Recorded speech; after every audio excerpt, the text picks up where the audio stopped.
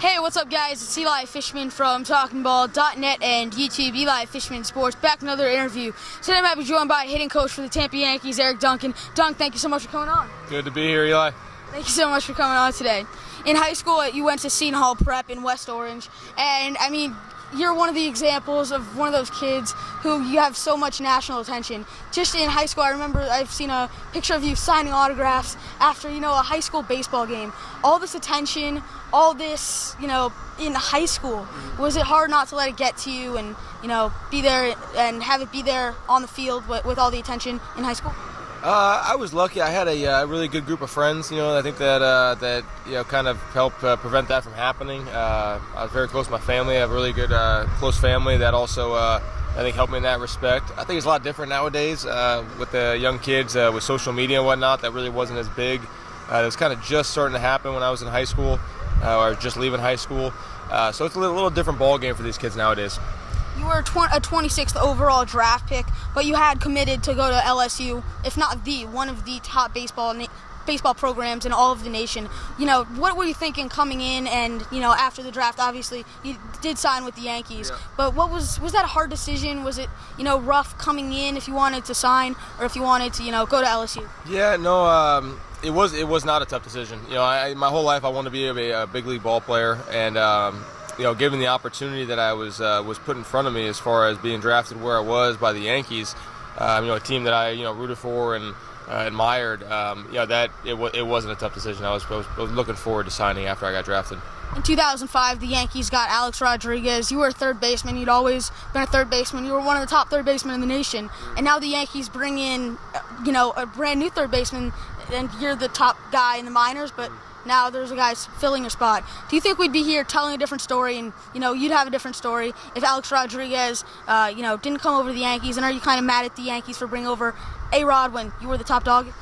No, I don't think it would have changed anything. One thing that I came to realize as I started playing professionally is that there's a lot of good players in the entire organization. When I played, there's a lot of very good players in the organization now, and that whether you're an A-ball, AA, or AAA, or the big leagues, there's good players in front of you at every level. So I think in 2005, I believe I started in. I was started in AA. I was surrounded by a lot of really good players.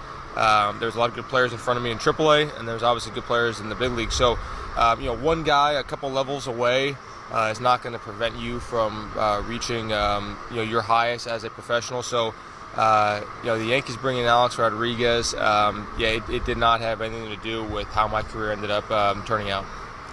You played in 2005. You played in the Arizona Fall League with the best prospects in all of baseball. Some of the guys in the league that year: Joey Votto, Prince Fielder, James Shields, Matt Kemp, and you were the best player in the entire league. You got named the MVP. You were dominating every single, lighting up every single pitcher that you faced, and you're with all of the best prospects in all of baseball. What did that tell you about yourself and your skill and just that entire experience, being named the MVP and playing that well in the Arizona Fall League? Yeah, it was a great experience. It was a lot of fun. It was one of those. It was one of those things that getting the opportunity to play with and against that level of competition, was a great experience. You get to rub elbows with some guys from different organizations. You see how guys from different organizations go about their business, and you realize there's a lot of really good players out there, across professional baseball. So. It was a great experience. It had a little bit of success personally, but it was definitely a tribute to being out there, getting to play with and against a lot of really good competition that I think it forces you to kind of you got to step it up. You coached 4 seasons in collegiate baseball for Seton Hall University, and you're in your third year coaching in the New York Yankees organization in High A Tampa right now.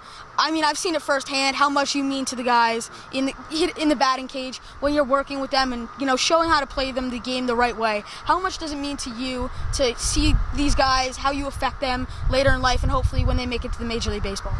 Yeah, that's that's one of the neat parts about coaching that I've gotten to experience is that you can have an impact on a guy, not only as a player but also as a person. College and professional are definitely different as far as the amount of time you get to spend with them and where you spend that time with them and how they develop both on and off the field.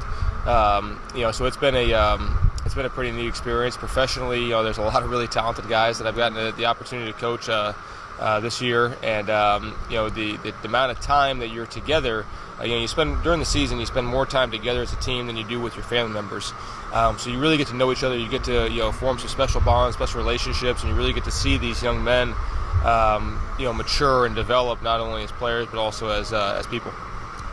Is your number one goal right now as a coach to make it to Major League Baseball and be coaching at Yankee Stadium, wearing the pinstripes at Yankee Stadium after all for the Yankees? No, I mean, my number one goal, honestly, is to help these guys, the current members of the Tampa Yankees, get to be as good as hitters they can possibly get to be by the end of the season, into the playoffs. The future is kind of it is yet to be determined, but the thing that I love about this game, about coaching, is how long the season is. How you have to kind of compartmentalize and understand that you have to be able to treat each day kind of as its own season. It's long days, it's a grind. There's a lot of early work, there's a lot of extra work. And that doesn't even include the game.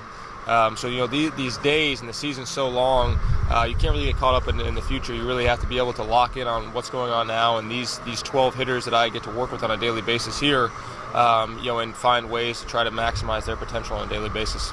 You've been through a lot in your professional playing career and as a coach. Is there something that from coaching or from playing you take with you wherever you go that you say, in your personality or in everyday life that baseball has made you? Yeah, I mean, it's something that I learned from my father at an early age. It's just that there's very few people and there's very few players in this game that can get by on talent alone. 99.9% of players, no matter how talented you are, the playing field evens out. No matter what level it's at, whether it's A-ball, AA, or AAA, at some point, everybody's very, very good. All the players. And it basically comes back to preparation and hard work. The guys that prepare the best and work the hardest are the guys that usually separate themselves. And good people. If you're a good person and you work hard and prepare the right way, that's usually the separator. That's kind of one of the things I keep trying to remind myself, and I try to kind of preach that message to all the guys here. All right, thank you so much for joining me today.